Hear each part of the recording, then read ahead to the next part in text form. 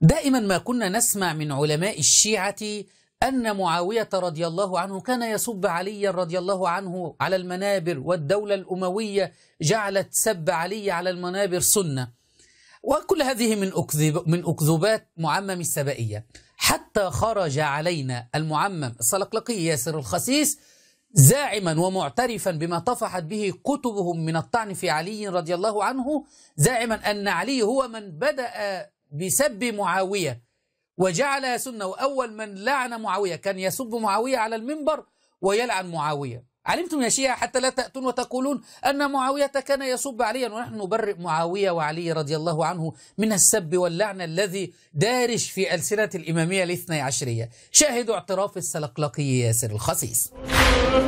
علي عليه السلام هو من بدأ سب ولعن معاوية والقنوت عليه في الصلاة، فرد عليه معاوية السب واللعن. فكيف تقولون يا شيعة أنها سنة عن معاوية؟ نحن نلزمكم بما في دينكم ونبرئ علي رضي الله عنه من هذا. إذا كان علي سب معاوية فرد معاوية عليه السب، قد يكون لكم قائل هكذا، مع أننا نبرئ علي رضي الله عنه ونبرئ معاوية رضي الله عنهما.